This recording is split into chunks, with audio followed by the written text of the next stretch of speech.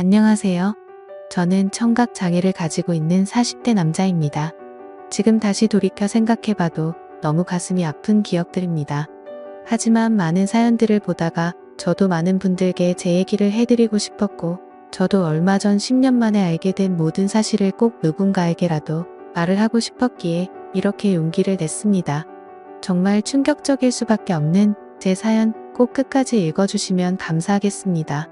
저는 어릴 때 추억을 떠올려 보면 참 하루하루가 힘들고 너무 벗어나고 싶었던 기억들만이 가득합니다.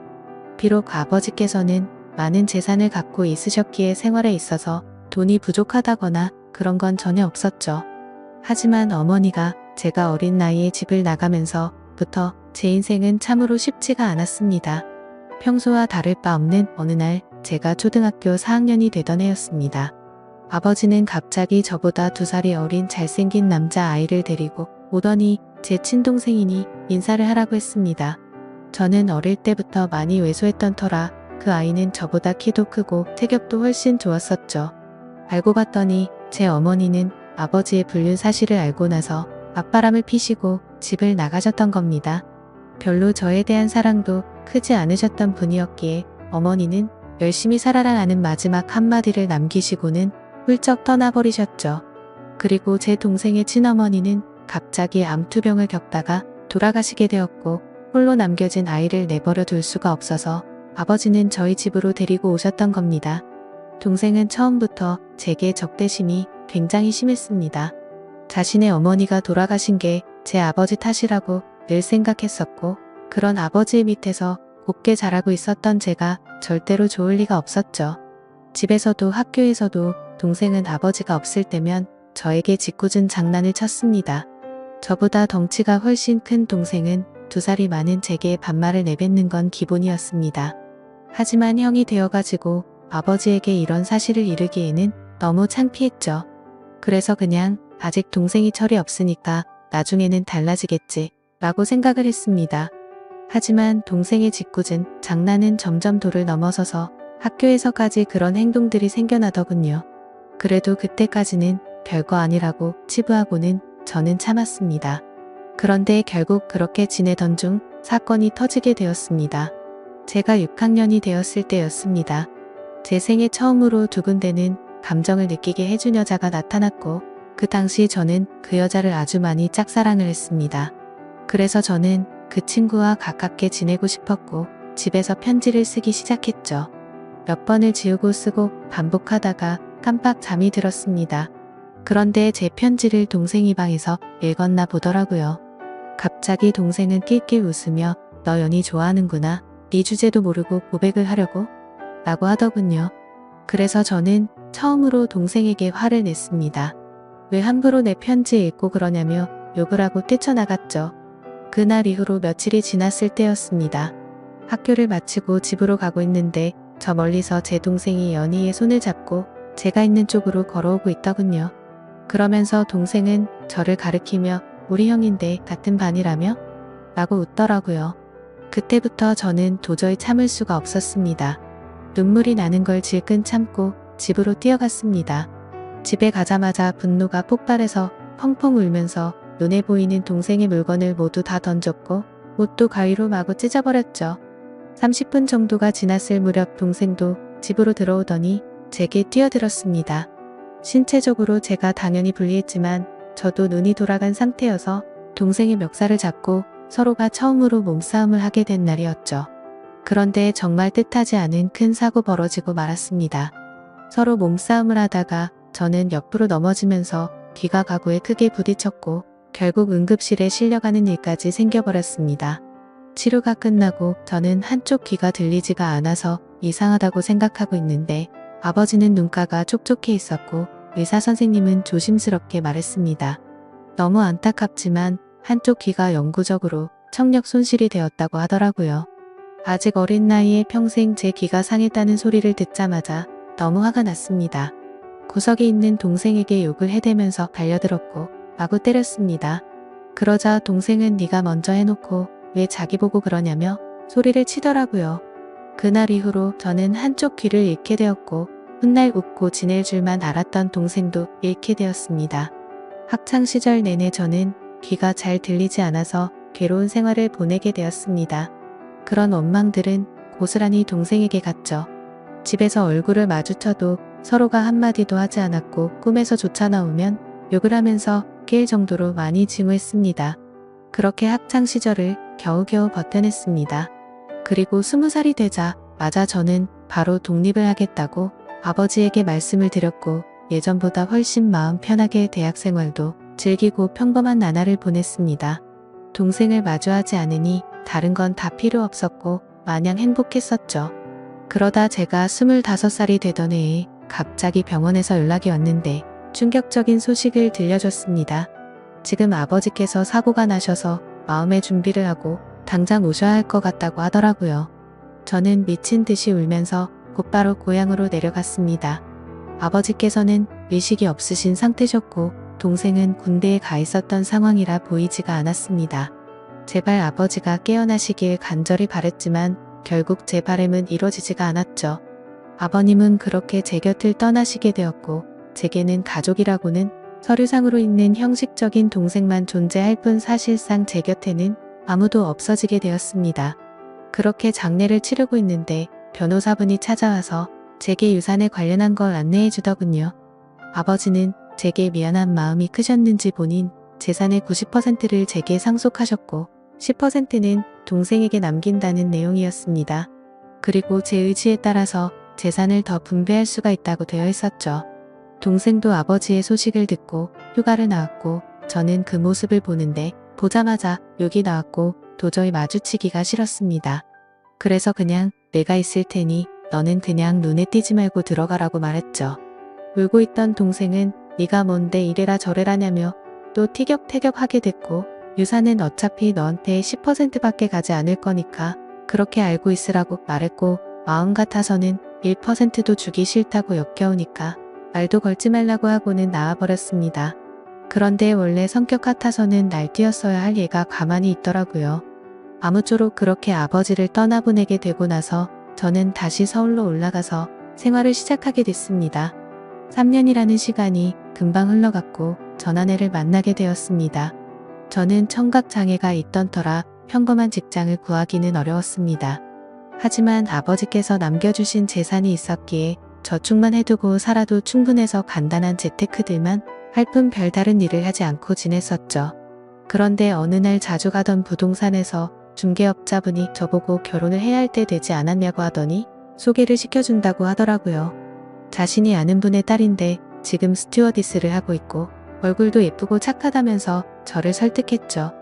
하지만 저는 여자가 너무 두려웠습니다. 여자들 몇 명이 다가온 적은 있지만 청각장애가 있는 사실을 알고 눈빛이 바뀌는 것도 여러 번 겪었고 저에게 관심이 있다기보다는 제 재산에 관심 있는 여자들이 대부분이었기 때문이었습니다. 그래서 저는 한사코 거절을 하고는 부동산을 나서게 됐죠. 그로부터 며칠 뒤에 저는 은행 업무를 보고 집으로 들어가던 길이었습니다. 근데 저 멀리서 부동산 중개업자분이 어떤 여성분이랑 같이 서 있더군요. 복장을 보니 스튜어디스의 캐리어를 끌고 있었고 저는 저 여자분을 소개시켜 주려고 했었던 건가 했습니다. 가까이 다가가서 인사를 하는데 얼굴을 보자마자 저는 정말 첫눈에 반해버렸습니다. 너무 예쁜 외모에 뭔가 전문적인 복장을 입고 제게 방긋 웃는데 그 모습에 푹 빠진 거죠. 그래서 저는 너무 설레는 마음에 부끄럽게 인사를 하고는 도망치듯 금방 집으로 들어가 버렸고요. 그런데 제 자신도 모르게 자꾸만 그녀의 모습이 떠오르더라고요. 조금만 있으면 괜찮겠지 하는 마음으로 며칠 동안을 참으며 보냈지만 도저히 참지 못하겠더라고요. 저는 곧바로 그 부동산으로 향했고 중개업자분에게 소개를 받겠다고 말을 했습니다. 근데 중개업자는 갑자기 웃더니 그러게 진작 소개받으라니까 벌써 다른 남자랑 소개받았다고 하더라고요. 그래서 저는 제 자신을 한탄하면서 알겠습니다 하고 돌아서려는데 일단 여자분한테 한번 물어나 볼게요 라고 해서 저는 금세 기분이 좋아졌습니다. 그렇게 다행히도 여자분은 소개받은 남자와 잘 안됐다며 소개를 받아보겠다고 했다고 하더라고요. 며칠 뒤 소개를 받기로 한 날 저는 처음으로 미용실도 가고 명품 옷도 사서 최대한 저를 깔끔하게 꾸미고 약속 장소로 나갔습니다. 그녀도 약속 시간에 맞춰서 나오게 되었고 활짝 웃으며 제게 인사를 하는데 평상복을 입어도 너무 아름다웠기에 저는 눈을 떼지를 못했습니다. 나이는 저와 동갑이었고 결혼 정년기가 되어서 빨리 결혼을 하고 싶어서 마음에 맞는 사람을 찾고 있다고 하더군요. 저는 최대한 그녀의 발언에 뭐든지 수긍을 하면서 호감을 사려고 노력했습니다. 그런데 다른 사람들과는 달라서 더욱 마음에 들었습니다.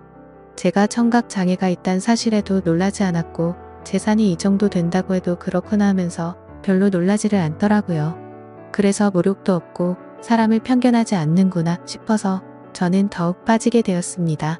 결국 저의 적극적인 대시에 그녀와 저는 연인이 되었죠. 결혼을 전제로 만나다 보니 주로 하는 이야기가 미래에 대한 이야기였죠. 그녀는 어떤 곳에서 어떻게 살고 싶다부터 시작해서 결혼을 하더라도 스튜어디스는 계속해서 하고 싶다고 하더군요. 저는 뭔들 다 좋았습니다. 그녀만 저와 함께 할 수 있다면 제 모든 걸 다 바칠 준비가 되어 있었죠. 그렇게 저희는 연애를 시작한 지 6개월도 되지 않아서 곧바로 결혼을 하게 되었습니다. 결혼을 한 뒤로 6개월간은 그 누구도 부럽지 않게 많이 행복했습니다. 그런데 제가 알던 제 아내는 어느 순간부터 다른 사람처럼 점점 변해가더라고요. 쉬는 날에는 백화점에 가서 1,000만 원이 넘게 쓰는 게 일상이었고 새벽 늦게까지 연락이 안 되는 건 기본이더라고요. 저도 그때는 정신이 나갔었던 것 같습니다. 그렇게 하는데도 저는 다 좋았고 불만이 크게 없었거든요. 그런데 결혼 1년차 때부터는 제 아내는 저를 벌레 보듯이 무시를 하기 시작했고 잦은 비행으로 출장을 가면 연락이 안 되는 건 너무 당연하다는 듯이 반복됐습니다. 심지어 우연치 않게 휴대폰을 보니 출장 가서 다른 남자들과 사진 찍은 것도 봤지만 그냥 용서를 해주고 넘어갔습니다. 하지만 그렇게 몇 번을 더 바람을 피더니 나중에는 대놓고 남자친구가 생겼다고 그런 말들을 당당하게 하더라고요. 저는 그때 당시에는 아무 말도 하지 못했습니다. 너무나도 사랑했던 탓에 이미 제 사고방식은 정상적인 작동이 불가능했죠. 그냥 그렇게 밖에서 놀고 다녀도 항상 집에는 들어오니깐 이런 말도 안 되는 생각을 갖고 살았습니다. 그리고 바람피는 모습이 제 눈에만 안 보이면 어느 정도 참을 수 있다라고 생각을 하고 버텼습니다. 그런데 어느 날 저는 정말 너무나도 충격적인 모습을 보고야 말았습니다. 제가 사업과 관련해서 미팅이 있어서 호텔 로비에서 커피를 마시고 있었습니다. 그런데 익숙한 모습의 여성이 보이더군요. 바로 제 아내였습니다. 말로만 들었지 실제로 저렇게 호텔을 드나드는 걸 보니 너무 화가 나더군요. 그리고 더 충격적인 건 옆에 있던 남자였습니다. 아버지가 돌아가신 뒤로 단 한 번도 연락하지 않았던 바로 제 친동생이었습니다. 그때 문득 생각이 들었습니다. 재산을 조금 받고도 조용했던 이유가 저렇게 내 재산을 노리고 접근하려고 했던 거구나 생각했죠. 저는 곧장 폭발할 것만 같은 마음을 추스르면서 조용히 둘을 따라갔습니다. 사실 그때는 제발 제가 생각하는 게 아니길 바라는 마음으로 따라갔죠. 그런데 결국 그 둘은 같이 한 방으로 들어가게 되었고 저는 조용히 문 밖에서 눈물을 흘리면서 비참하게 서 있었습니다. 30분가량이 지나고 벨을 눌렀죠. 그러자 문이 열리더니 제 동생이 가운만 입은 채로 문을 열더라고요. 깜짝 놀라는 동생을 보자마자 욕을 하고 몸싸움을 했습니다. 그러자 아내는 소리를 질러댔고 결국 경찰까지 부르게 되었죠. 저는 동생에게 일부러 접근했냐고 욕을 했습니다. 그러자 아내는 출장을 가다가 자신이 먼저 연락처를 물어봤고 만났다며 무슨 헛소리냐고 소리치더라고요. 참 황당하게도 바람 피운 걸 자랑이라도 된다는 듯이 저를 무시했습니다. 그러자 동생은 한마디 하더군요. 이제 모든 사실을 알았으면 그만 빌붙고 이혼 도장 찍고 꺼지라고 말하더라고요. 그러자 아내는 옆에서 비웃으면서 이제는 도저히 같이 못 살겠다며 말하는데 정말 가슴이 무너져 내리는 것 같아서 소리내서 펑펑 울었습니다. 너무 행복하다고 생각했던 제 가정이 이렇게 무너지다니 믿을 수가 없었죠. 그때부터는 저도 도저히 버틸 자신이 없었고 모든 걸 내려놓기로 했습니다. 그렇게 저는 아내와 결혼 생활 2년 만에 결국 끝을 맺고 말았고 아내와 동생은 주변 사람들의 눈을 피해서 해외로 이민을 가게 됐죠. 그 뒤로 매일같이 술만 마셔댔고 일상생활을 전혀 하지 않고 살았습니다. 제 인생은 도대체 왜 이런가 싶었고 사람에 대한 배신이 너무 컸기에 앞으로 어떻게 살아갈 것인가만 고민했던 것 같습니다. 그런데 사람은 결국 시간이 모든 걸 해준다고 하네. 2해가 지나갈수록 저도 모르게 웃고 지내고 있더라고요. 그러다가 지금의 제 아내를 만나게 되었습니다. 너무 힘든 시기여서 여자에 대한 적대감이 심했었지만 너무나도 자연스럽게 제 마음속으로 들어오더니 지금은 결혼한 지 6년 차지만 단 한 번도 다툼 없이 행복하게 지내고 있습니다. 전 아내와 달리 사치도 절대 부리지 않고 항상 알뜰하게 저축하고 지내는 그런 천사 같은 여자를 만나게 되었습니다. 그러다가 2달 전쯤 갑자기 10년 만에 전 아내에게서 연락이 왔습니다. 해외 번호라 혹시나 싶었지만 그 혹시나가 맞더라고요. 저는 차갑게 말했습니다. 무슨 염치로 감히 나한테 전화를 다 하냐고 했죠. 예전에 있었던 일은 미안했다며 사과부터 하더군요. 그리고 그 다음으로 한 말은 정말 좀 많이 놀랐습니다. 사실은 동생이 이민을 오고 나서 2년도 채우지 못하고 세상을 떠났다고 하더라고요. 술만 마시면 매일같이 욕하던 동생이 이미 이 세상에 없다고 하니 너무 많이 놀랐습니다. 그래서 말을 더듬으며 물었습니다. 아니 왜 갑자기 멀쩡하던 애가 왜 죽었냐고, 그리고 죽은 지가 8년이 됐는데 그걸 왜 이제 말하냐고 했습니다. 그러자 전 아내는 할 얘기가 많은데 전해줄 것도 있으니까 다음 주에 들어가서 만나서 이야기하자고 하더라고요. 그렇게 일주일이 흐르고 난 뒤 저는 전 아내와 만나게 되었습니다. 물론 제 아내에게는 예전에 있었던 일도 다 말해줬었고 동생의 소식을 말해주면서 만나고 온다고 미리 말했는데 오히려 저를 위로해주면서 조심히 다녀오라고 했죠. 저는 단도직입적으로 물었습니다. 도대체 어떻게 된 건지 말을 해달라고 했습니다. 그러자 전 아내는 갑자기 눈물을 흘리면서 사과부터 하더라고요. 내가 정말 죽어마땅한 사람인데 너무 미안하다며. 사실은 그때 당시 소개를 시켜줬던 부동산 중개업자와 전 아내는 둘이 만나고 있었던 사이였답니다. 제 재산을 알고 의도적으로 접근을 했었고 그 덕분에 결혼을 하고 나서 제 돈을 흥청망청 쓰면서 몰래 비자금도 많이 빼돌렸다고 하더군요. 그리고서는 말했습니다. 사실 당신 동생을 많이 원망하고 있을 것 같은데 정말 이렇게 계속 살다가는 자신이 미쳐버릴 것 같다면서 용기를 냈다고 하더라고요. 동생과 전 아내는 불륜 사이가 맞았답니다. 물론 그건 전 아내만의 생각이었다고 했죠. 동생은 전 아내와 이민을 가고 나서 곧장 모든 사실을 밝혔답니다. 사실은 암에 걸려서 회복이 불가능한 상태였고 당신을 형 옆에서 떼어내려고 했다고 말했답니다.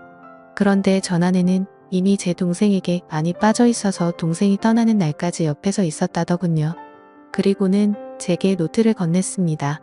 사실 동생은 절대로 이 비밀을 제게 말하지 말라고 해서 평생 말하지 않으려고 했답니다.